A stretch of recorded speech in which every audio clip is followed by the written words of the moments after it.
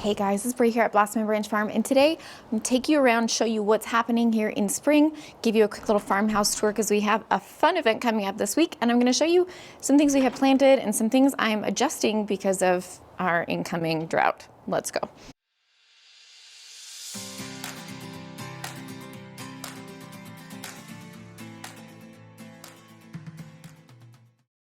Thank you to Quince for sponsoring this video.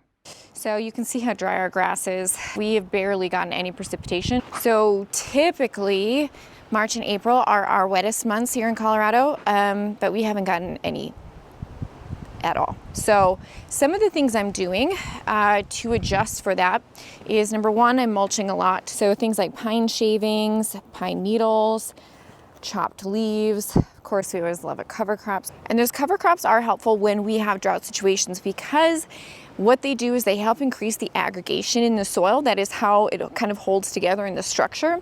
And so the better the structure of the soil, the more moisture it's going to hold. So compare that to when we till in the spring, that tends to dry out the soil. So definitely not tilling at all this year. You might remember that a couple videos back, I did a test, a little side-by-side comparison on some things here in these beds. So I was actually testing a couple new amendments. One is from Just Good Soil that I'm testing for the first time, and another is from Advancing Eco Agriculture. We can compare the two. So I mentioned in that video that I had never used this Just Good Soil. You can see that bed's here.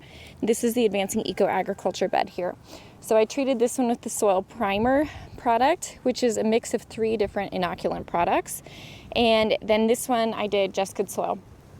Visually, major differences actually. It might be hard to tell in the video, but the greenness is the same. But this bed here has about 3 or 4 inches more of growth on it than this bed. So that means 3 or 4 more inches of growth on these oats and peas versus these oats and peas.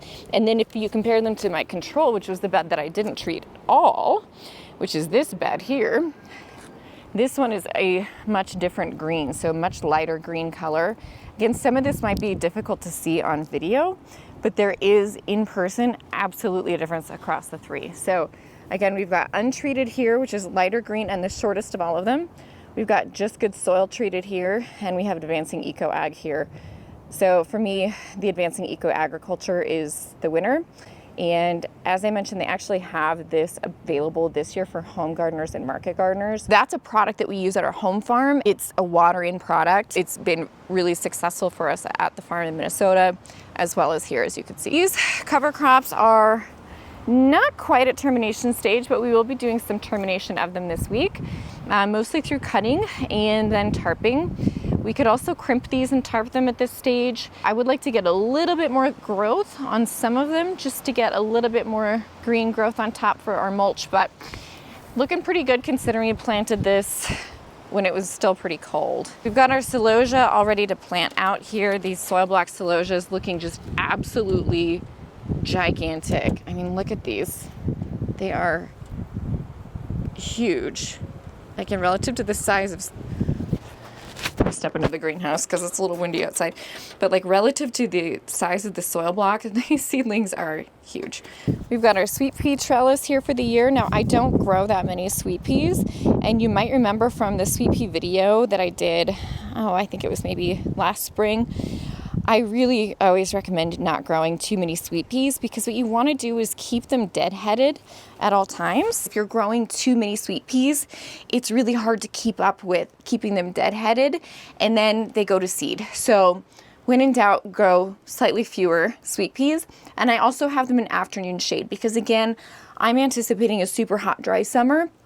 The more afternoon shade, especially in my zone, that they can get, the better. Morning sun, afternoon, a little bit dappled shade. And then I'm also being sure to mulch over the top of my drip lines. So I do drip irrigation here at the farm, and it's basically the most efficient means of irrigation that we have. So compare that to overhead irrigation, which is just not that water efficient. You tend to get a lot of evaporation.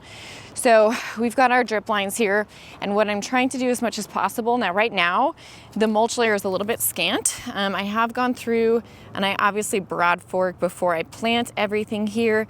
We've got our phlox in, we've got foxglove, we have snapdragons, feverfew, lisianthus, more snaps there. We're about to uncover our dahlias for the spring. But you can see that right now the mulch layer is a little bit scant, and that's just because I don't want to be choking out these little seedlings, right? So if I started to come in and really do a heavy mulch layer here, it would be disadvantageous to these plants to do like a really heavy mulch. So instead I've got a light layer now, but once these plants grow in, we will go ahead and mulch a little bit thicker right over the top of these drip lines, which will help hold the water in the soil better. It'll help minimize any evaporation that we might get otherwise. Let's take a quick look at the field. So I mentioned that we are still waiting to take off the tarps over our overwintered dahlias.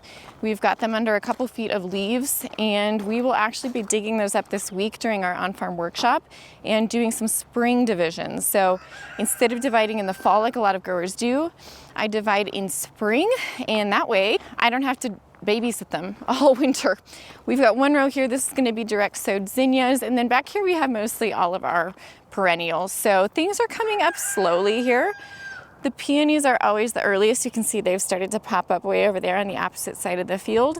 And then things like the yarrow and the oregano, the goldenrod, asters, echinacea. This half of the field is all pretty much native perennials, which is actually great in times of drought because they're already hardened off. Now they will still struggle a little bit. Even the most drought tolerant plants do like a little bit of water. And like I said, we just really haven't gotten almost any. But we've also gotten our straw flower in. We are coming up for some snow on Friday. It's supposed to be 29 degrees and snowy, immediately following an 80-degree day because Colorado. But all the things that I have out now are frost tolerant. All right, I'm here in the greenhouse. So I told you I was going to give you a little bit of a farmhouse tour today. And I'm doing that because we have our first on-farm immersive retreat happening this week. So we're having 12 people here at the farm this week to do an immersive, in-depth learning how to do all of this stuff that I do here at the farm. And so we've got a few little spaces I kind of wanted to show you. I'm here in the workshop, and some of you might remember I've been working on kind of making the space feel a little bit more cozy, a little bit more homey. And one of the things that I do is talk about plastic in the garden all of the time. As you all know very well, I talk about how to reduce plastic, and I don't just do that in the garden. I carry all of those same practices over into my home. So when I'm looking for new things like curtains or rugs or upholstery or linens for my beds, I am looking for high quality and I am looking for natural. So I've started sourcing a lot from Quince, and so I wanted to show you these curtains because I have been searching to find room darkening curtains that are made with linen and cotton and not polyester. And the reason that I've been trying to be more cautious about what I'm using in terms of fabrics in my home is because a lot of the microplastic contamination that's happening inside of our bodies is actually from microplastics that are shed by fabrics in the home. So one of the things that, yes, obviously I'm always talking about it in gardening, but in home, it's almost more important. So it's not just that these curtains are made with natural materials, it's also that they look very, very nice and they serve that room darkening purpose without me having to worry about polyester. Also, if you order something from Quince and you don't like it, it's a 365-day return policy, free shipping, free returns. So go check out Quince if you're looking for plastic-free, alternative, sustainable options for your home. This is our little greenhouse, and you can see I've set it up kind of like a little bed. It's a little quiet space, so if anybody needs a little getaway from everybody else or just to make a quiet phone call or wants to read a little bit in here, they can come into this greenhouse space for that. Let's go take a look at the table because I have it all set up for tonight. In typical Colorado form, we've got that 40-degree temperature swing coming up, but for tonight anyway, we've got a beautiful place sitting here on the patio, which has a great view of the farm. But my project this spring is still to convert this whole grassy space into a pond, so stay tuned for that. All right, let's take a peek inside the house. So one of my favorite things is at all of our retreats, including the ones that we do in France, I always like to have a little watercolor area / art area set up so that if people feel inspired to do some painting or some drawing of flowers, for example, they can do that. This is one of my favorite new things that I put in this bathroom, which is this little wall vase. And then you can fill it with lilac. So if you have a limited counter space, you can still have flowers in the bathroom. I love that.